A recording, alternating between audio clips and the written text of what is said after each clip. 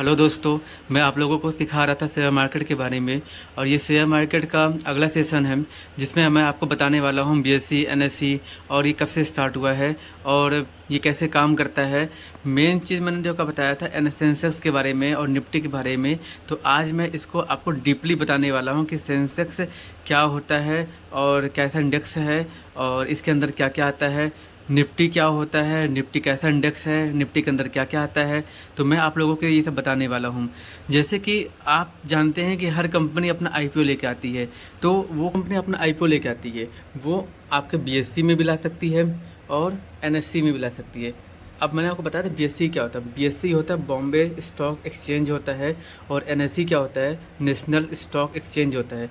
तो मैं आपको बता रहा था कि जो भी कंपनी अपना आईपीओ लेके आती है वो बीएससी में भी ला सकती है और एनएससी में भी ला सकती है, या फिर दोनों में ला सकती है। ऐसा नहीं है कि मतलब कि कंडीशन है कि आपको बीएससी में लेकर ला सकते हो तो एनएससी में नहीं लाओगे, एनएससी में लाओगे तो बीएससी में नहीं लाओगे। दोनों में किसी एक में ला भी सकते हो और दोनों में भी ला सकते हैं। ठीक है। अब क्या होता है, मैंने आपको बताया कि बीएससी क्या होता है, बॉम्बे स्टॉक एक्सचेंज होता है, और एनएससी क्या होता है, नेशनल स्टॉक एक्सचेंज होता है। तो बॉम्बे स्टॉक एक्सचेंज कब स्टार्ट हुआ, तो ये स्टार्ट हुआ था 1979 में स्टार्ट हो गया था। और जो एनएससी है, नेशनल स्टॉक एक्सचेंज 1996 में स्टार्ट हो गया था। मेन जो इंडेक्स आता है बीएससी में सेंसेक्स आता है। मैंने आपको पिछली बार भी सेंसेक्स के बारे में जिक्र किया था। और नेशनल स्टॉक के अंतर्गत से जो एक इंडेक्स आता है वो निफ्टी आता है। इसको हम लोग क्या बोलते हैं, नेशनल 50 बोलते हैं। इसमें क्या होता है कि 50 कंपनियां होती हैं और ज़्यादा मोस्ट ग्रोथ करने वाली 50 कंपनियां होती हैं। और इसकी बात करता हूँ सेंसेक्स में, तो सेंसेक्स में 30 कंपनी होती है जो सबसे ज़्यादा ग्रोथ करती है, उसके ग्रोथ के हिसाब से, वैल्यू के हिसाब से। सेंसेक्स का मतलब होता है सेंसिटिविटी इंडेक्स होता है, और निफ्टी का मतलब होता है निफ्टी नेशनल 50। ठीक है। तो जब ये सेंसेक्स स्टार्ट किया गया था 1979 में, तो इसकी जो मार्केट वैल्यू थी स्टार्ट किया गया 100 रुपये थी, और आज जा कर के इसकी वजह मार्केट वैल्यू बढ़ गया है और 6000 हो गया है, मतलब 600 गुना हो गया है, लगभग उससे भी ज़्यादा हो गया है।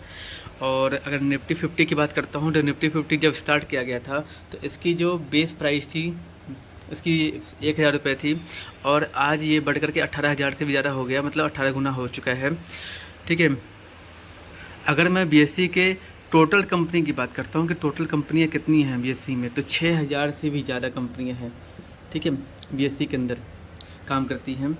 और एनएससी की बात करता हूँ, एनएससी में क्या होता है, कम से कम 2000 से भी ज़्यादा कंपनी हैं जो एनएससी में काम करती हैं।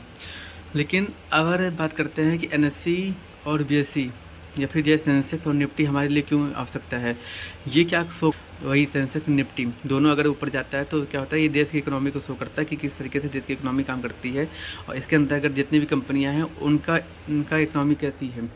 ठीक है। अब सेंसेक्स 6000 से ज़्यादा कंपनियां होती है और सभी को इंडेक्स में शामिल नहीं किया जा सकता है। इसमें सबसे ज़्यादा जो मोस्ट वैल्यूबल कंपनी होती है और जैसे सबसे ज़्यादा जो होती है उनको ही शामिल किया जाता है। और निफ्टी 50 में भी यही रोल होता है कि निफ्टी 50 में जो देश की, देखो आपने मैं क्या बताया कि 2000 कंपनियां हैं, लेकिन केवल 50 कंपनी को ही शामिल किया जाता है। ठीक है। और वही होता है कि जो मोस्ट वैल्यूबल कंपनी होती है और सबसे ज़्यादा ग्रोथ करने वाली कंपनी है उन्हीं को ही शामिल किया जाता है। ऐसा नहीं कि अगर कोई कंपनी शामिल हो गई है तो वो शामिल रहेगी, अगर वो ग्रोथ नहीं करती है तो वो बाहर भी निकल सकती है। अच्छा चलो ठीक है। सबसे मेन पॉइंट होता है कि कोई भी कंपनी सेंसेक्स के इंडेक्स में और निफ्टी के इंडेक्स में शामिल कैसे होती है। ये जो शामिल होती है वो फ्री फ्लोट मेथड के थ्रू शामिल होती है। अब ये होता है फ्री, ये फ्लोट मेथड क्या होता है, फ्लोट मतलब तो बहना, जैसे बताओ कि फ्लोट में कि कितना बहाव है। ठीक है। कहने मतलब ये होता है कि अगर कोई कंपनी का जो मार्केट कैप वैल्यू है वो सबसे ज़्यादा है तो वो शामिल होगा इसमें। मेथड क्या होता है, इसमें जो कंपनी का जो मार्केट कैप होता है वो निकाला जाता है। मार्केट कैप कैसे निकाला जाता है, जैसे मान लो कोई कंपनी है अपना 100 करोड़ शेयर निकालता है। ठीक है। और उसमें से 1 करोड़ शेयर पब्लिक निकालता है, तो उसका मान लो उसका जो बेस प्राइस है उसका मान लो 100 रुपये है।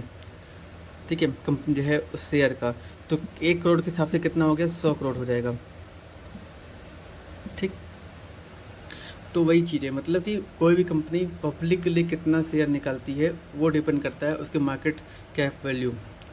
यही चीज़ इसमें भी काम करता है।